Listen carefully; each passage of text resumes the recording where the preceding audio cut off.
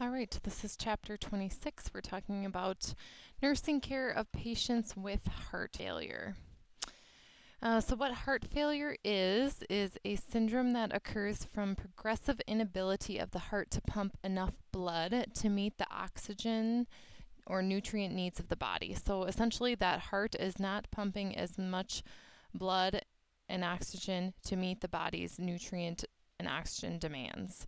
An older term that it used to be called was congestive heart failure.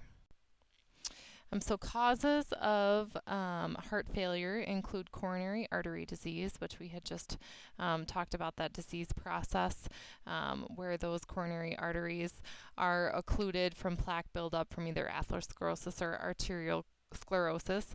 It could also be cardiomyopathy, where there is some kind of abnormality with the cardiac muscle. We had talked about the dilated cardiomyopathy, hypertrophied cardiomyopathy, those types of things. It could also be from hypertension, because you think about if the blood pressure is high in those vessels, the heart has to pump harder to pump into that higher pressure area.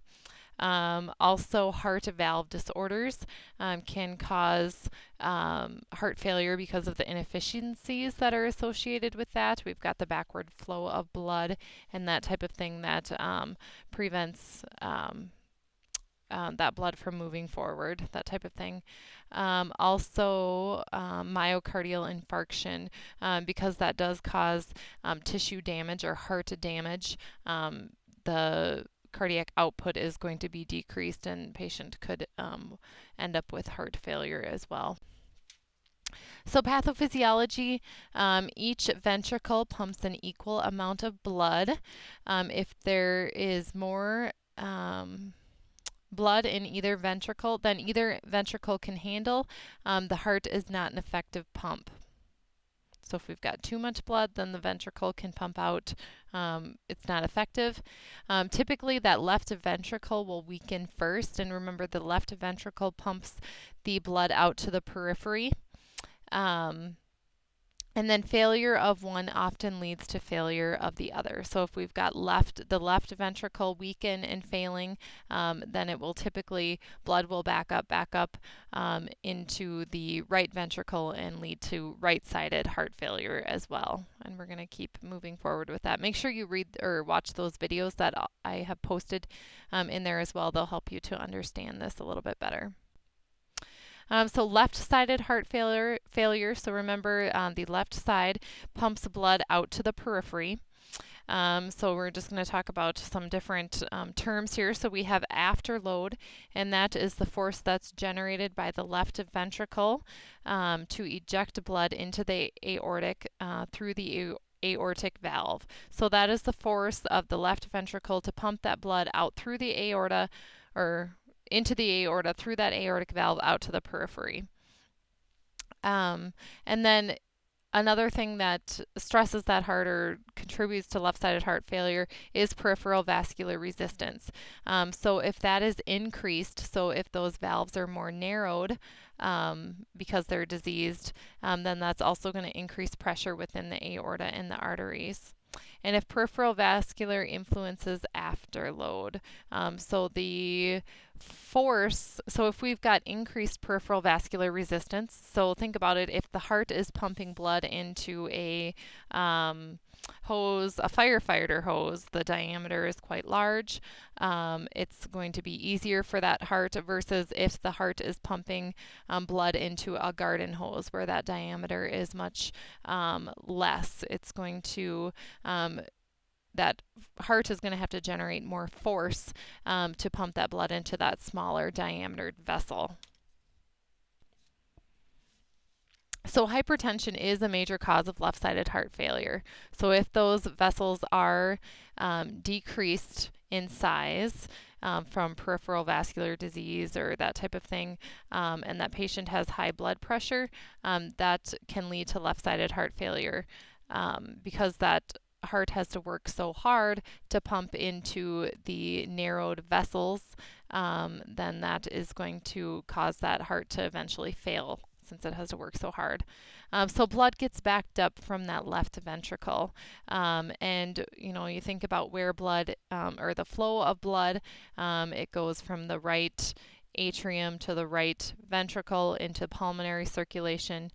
From pulmonary circulation, it returns into the left atria and then the left ventricle. So if we have left-sided heart failure, it's going to back up into the lung. So you think left lung.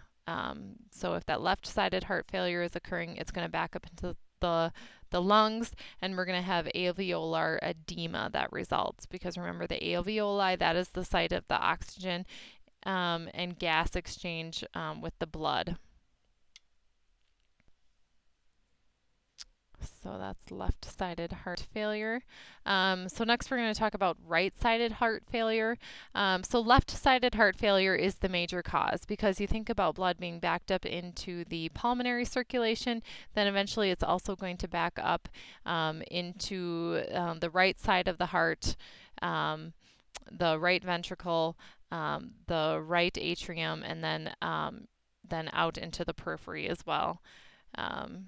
So left-sided heart failure is the major cause of right-sided heart failure because it must continuously pump blood against the increased fluid in the pulmonary artery and the lungs. So it too is eventually going to wear out. Cor pulmonae is something that we talk about with right-sided heart failure, where that right ventricle hypertrophies and fails due to increased pulmonary pressure. So that's what is referred to as cor pulmonae. That backward buildup of blood in systemic blood vessels. So you think about the blood backs up, it backs up. What feeds that right atrium is the superior and inferior vena cava, which is the deoxygenated blood returning from the periphery up to the heart. So the blood flow is eventually going to back up into those systemic blood vessels, and patients are going to have peripheral edema that is going to manifest as the backup of that fluid into the periphery. So this is right-sided heart failure.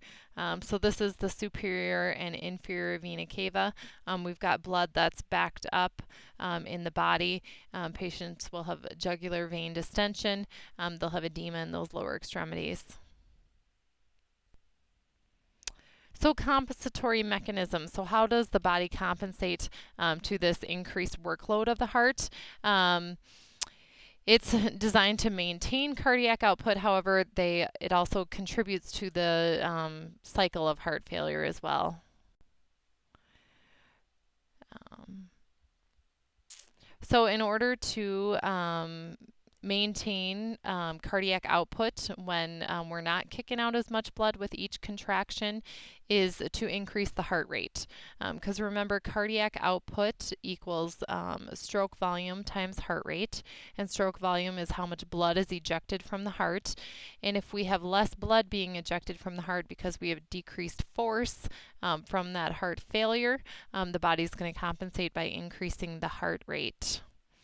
But there are problems with that because it also increases cardiac oxygen needs. So if the heart rate goes up, then the heart muscle is going to demand more oxygen and nutrients. Also, the renin, angiotensin, aldosterone system will kick in to save water. And that increases our fluid volume. So our heart, when it's failing, we hold on to fluid to be able to pump out to those organs and tissues, so that we increase stroke volume, essentially, is what it's trying to do, our body.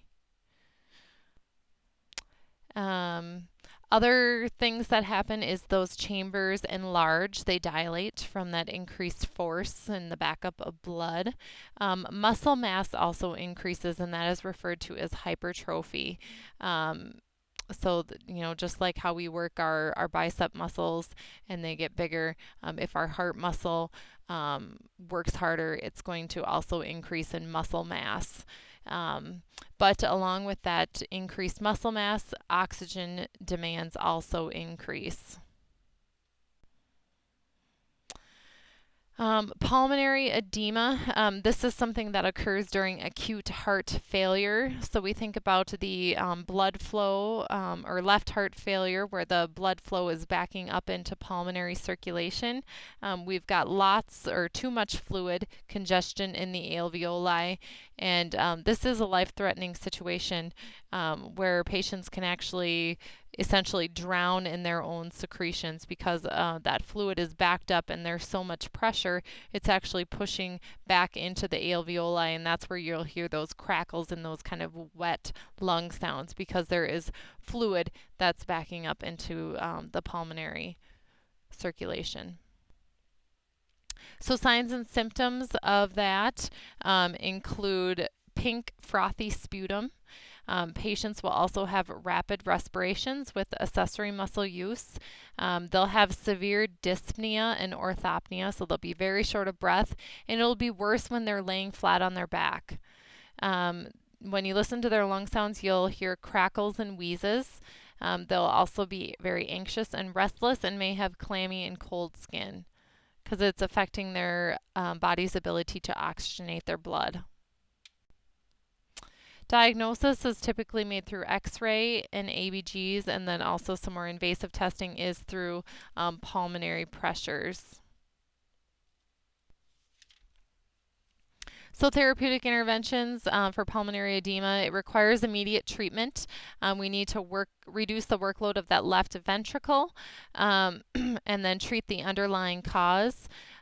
Typically, it is fluid overload, that patient has just too much fluid going on, and that's going to be the treatment. So it could be giving that patient Lasix is normally what is done, or furosemide, which is a very potent diuretic to take some of that fluid off.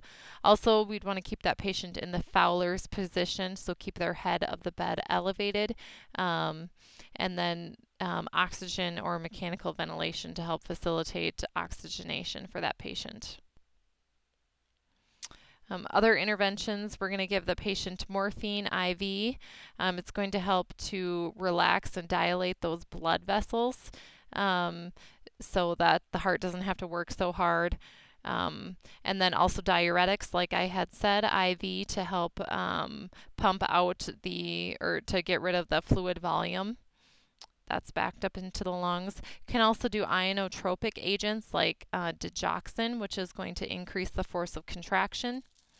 And then we can also do vasodilators IV, so the heart does not have to work as hard to pump that blood into the more dilated arteries. So we're essentially decreasing peripheral vascular resistance. So nursing diagnosis is pertinent to this diagnosis include impaired gas exchange, decreased cardiac output, excessive fluid volume, acute pain, and anxiety. So make sure you read through those and some nursing interventions with that. The next thing we're going to talk about is chronic heart failure. And what that is a progressive type of disorders where the signs and symptoms worsen over time. So signs and symptoms, the patient will have fatigue and weakness, and that's from the decreased amount of oxygen that's reaching the tissues. Typically, the fatigue worsens with activity. Excuse me. Other signs and symptoms include exertional dyspnea. So the patient will be short of breath with activity, or more short of breath with activity. Also orthopnea, where they're going to be more short of breath when they're laying flat on their back or where their head is low.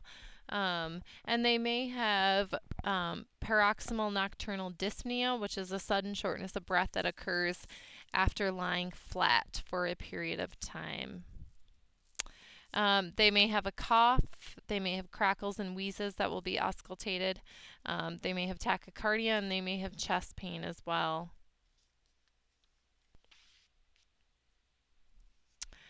Other signs and symptoms include Cheyenne-Stokes respirations, and that's a pattern of shallow respirations which build up to deep breaths followed by a period of apnea or a cessation of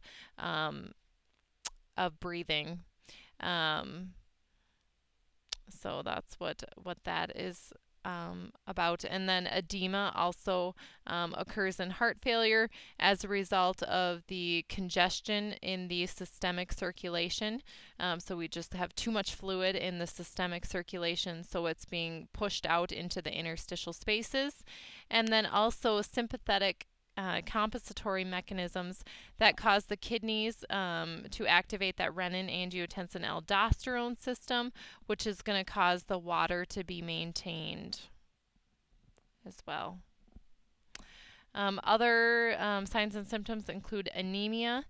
So many patients have, or with heart failure, are anemic because of the decreased angiotensin converting enzyme action, and that decreases the production of red blood cells. Patients also have nocturia, so they'll be up during the night to urinate. And this is because, they've got all this fluid overload when they're up during the day. The fluid is going to be out into the interstitial spaces, but then when the patient goes home, they lay down at nighttime, that fluid is more likely to be resorbed into circulation and then be filtered out through the kidneys, so the patient has to urinate more. They may also have altered mental status.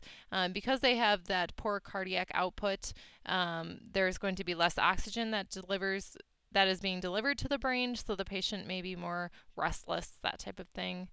Also cyanosis, the patient will have kind of bluish skin and nail beds, and that's from the decreased oxygenation of the blood.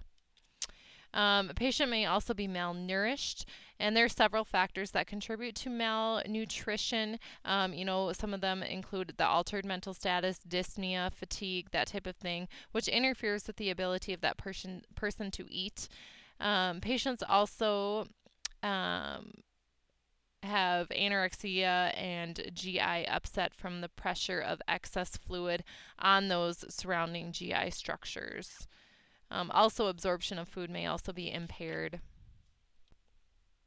So complications of heart failure, there are quite a bit.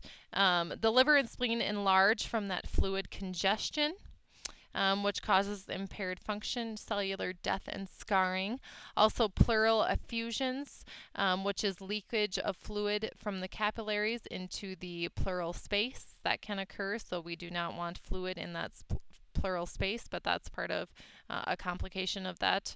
Also, thrombosis and emboli are more likely to occur as a result of poor emptying of those ventricles, which causes a stasis of blood or a pooling of blood.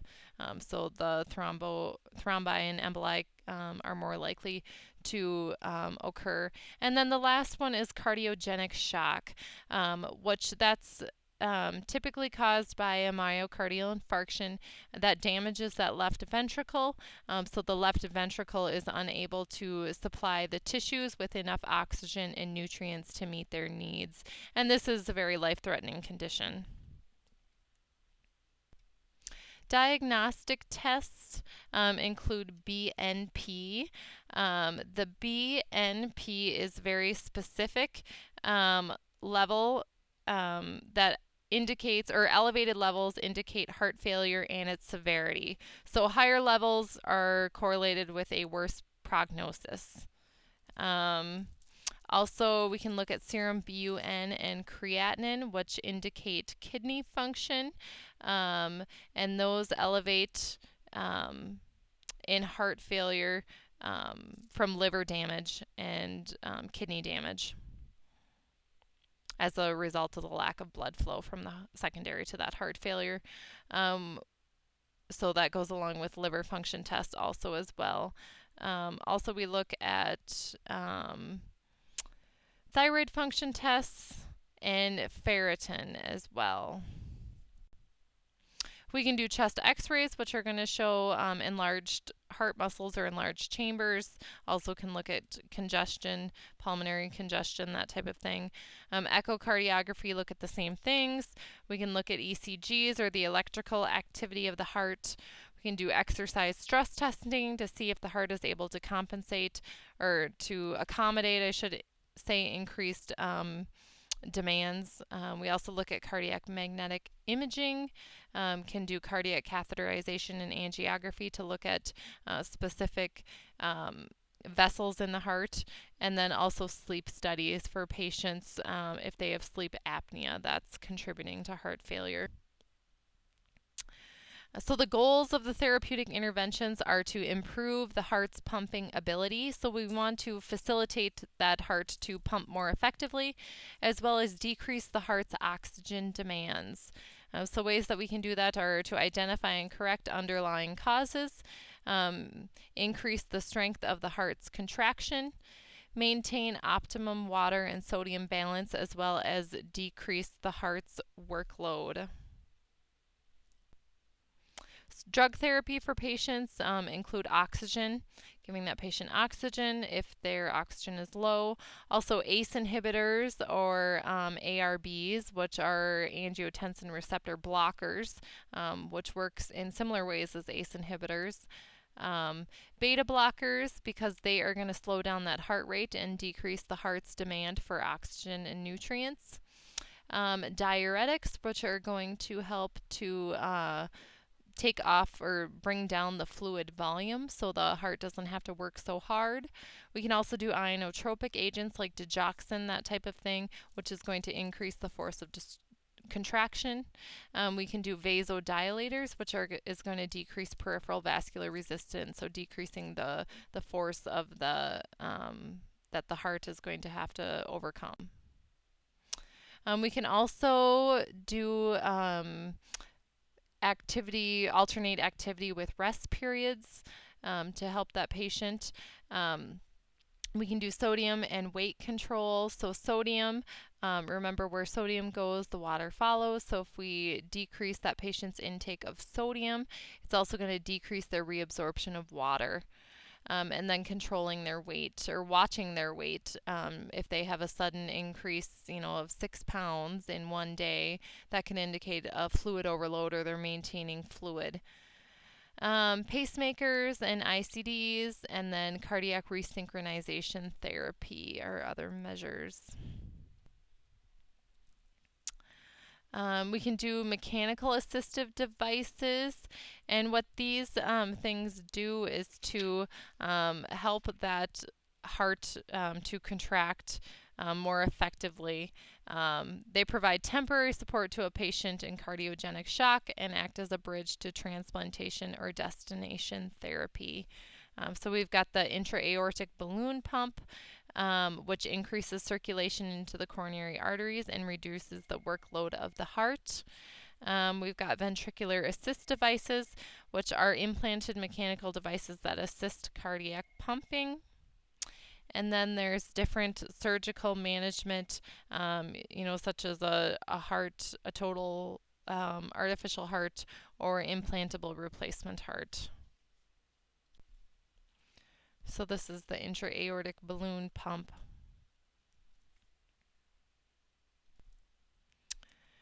And ventricular assist devices and artificial heart, they support the failing heart and they provide a bridge to transplantation. The destination therapy is going to be that heart replacement, like I had said. When I was doing clinicals, during my RN year up in Marshall, there was a gentleman that was in cardiac rehab, and he had an ventricular assist devices, and he wore a battery pack to help, or that ran this pump that would help his heart. And he was like, I think 85 or 90 years old. I mean, he was old, so his chances of getting a heart replacement were very slim. So this was kind of his permanent solution to his heart failure at this point. Other surgical interventions, if that heart failure is caused by some type of occlusion in a coronary artery, they can do CABG, can also do valve replacement, as well as ventricular reconstruction for the patient. Nursing diagnoses include impaired gas exchange, decreased cardiac output, acute pain, anxiety, and excess fluid volume. So make sure you read through some of those. in your textbook. Nursing interventions include oxygen, rest or alternate periods of rest and activity for that patient. Position them in with the head of the bed elevated, because remember they can have that orthopnea where if they're laying down flat they can be very short of breath. Also fluid management so that they do their daily weights, that they restrict their sodium intake, that type of thing. And then reduce oxygen consumption. So, this kind of goes along with the rest and activity, alternating periods of rest and activity. Patients need teaching on their medications. Also, I talked about that low sodium diet to help prevent fluid buildup.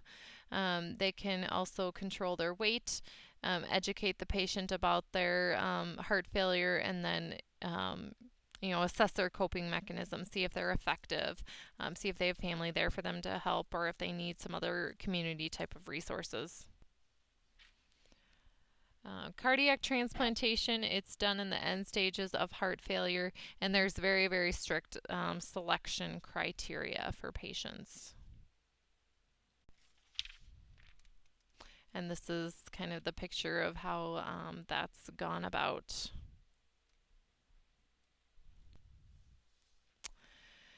Also, patients will be on immunosuppressive therapy preoperatively because if anything foreign or not that the body doesn't recognize as itself is placed into the body, the patient is more likely, or the patient's body is going to attack that, so they would be on immunosuppressive therapy prior, and then also they would be on lifelong anti-rejection therapy. Complications of cardiac transplant include rejection, also more at risk of infection, developing malignancies, and then there are significant side effects of those anti-rejection medications. Post-operative cardiac surgery nursing diagnoses include pain, ineffective airway clearance, impaired gas exchange, decreased cardiac output, risk for infection, and deficient knowledge.